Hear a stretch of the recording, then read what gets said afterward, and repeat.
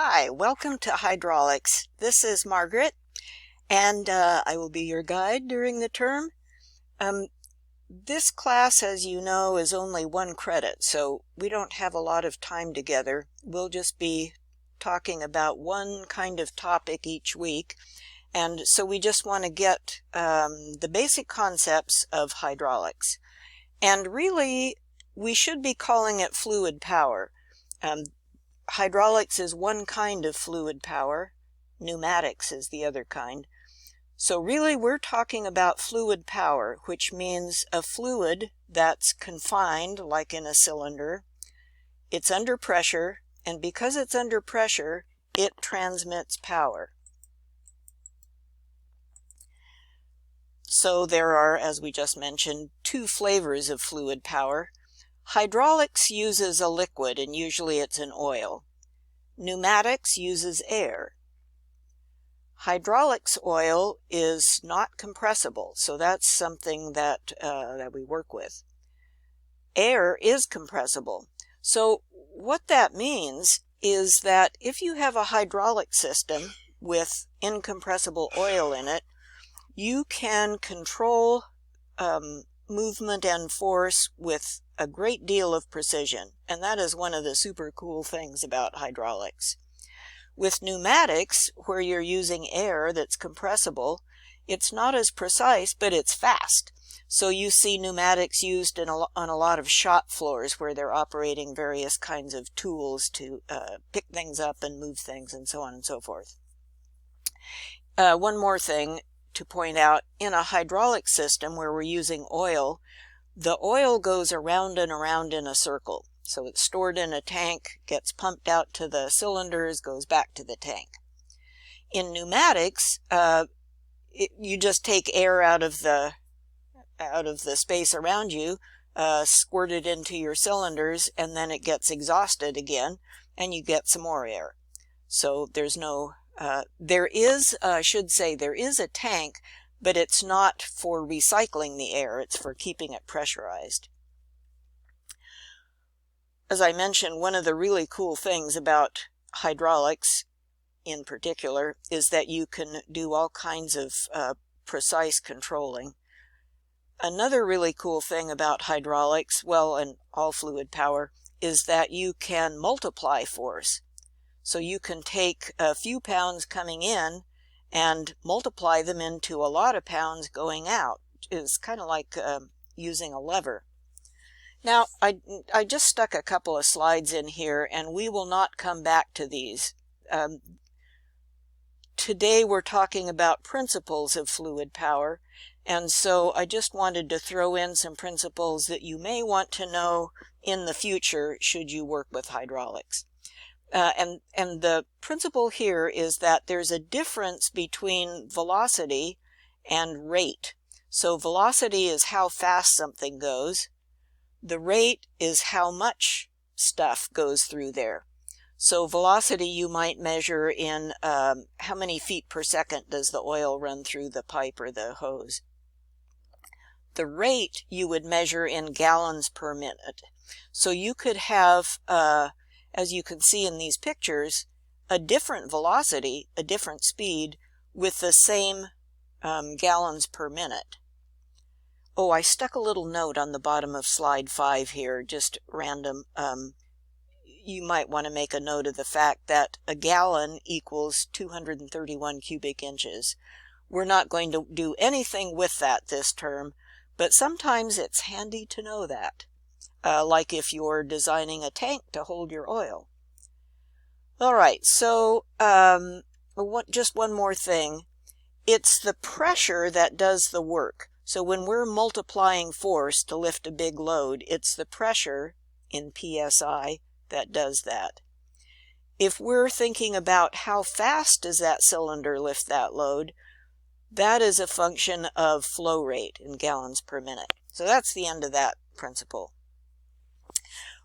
Today and next week, we'll think about pressure, because that's the whole basis of a hydraulic and pneumatic system. So think about toothpaste in a tube. And this is illustrating a principle called Pascal's law. in a toothpaste tube, if you squeeze somewhere on the tube, that pressure from your finger gets transmitted all the way through the toothpaste, and if there's a hole in one end, the toothpaste will squirt out.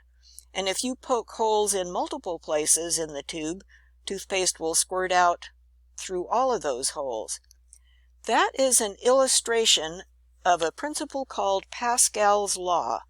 And Pascal's law says that when you have a fluid under pressure in a confined space, like in a cylinder or like in this bottle with a stopper in it, if it's under pressure, that pressure acts equally in every direction, and it presses at right angles to every surface. So what? Well, if you have this bottle with a stopper, and you push on that stopper with 10 pounds of force, that means, according to Pascal's law, that there's going to be 10 pounds of force on every single square inch inside that bottle. This square inch feels 10 pounds, that square inch feels 10 pounds, that square inch feels 10 pounds. Every square inch gets 10 pounds. Well, what if your bottle has 20 square inches across the bottom of the bottle? That means if every one of those square inches has 10 pounds pressing on it, you've got 200 pounds of force pressing on the bottom of the bottle.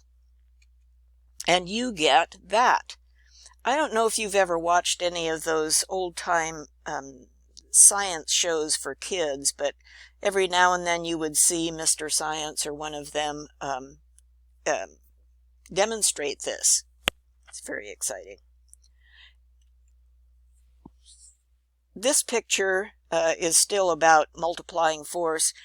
You're going to see this picture all over the place. Everybody likes this kind of picture. I happen to get this picture from a naval training manual because I like them. I think Navy training manuals do a great job of illustrating basic ideas. But in any event, whoever drew this, what this is saying is that if you have the same size piston in one side and the other side, okay, then you can just lift the same amount of weight. But if you have a small piston pushing in one side and a great big piston on the other side, you get that force multiplying we just looked at with our red bottle. You can lift, in this case, there's 10 times as much area, so you can lift 10 times as much weight. It's like the hydraulic version of a lever, where if you push down on one end of the lever and it's far away from the fulcrum, you can lift a great big force that's close to the fulcrum, even though you're only doing a little bit of work. You get a mechanical advantage. So here, these last couple of slides, these are from the Vickers Hydraulics Company, and I think they're a little bit confusing. They have a lot of numbers on them, so don't worry about that.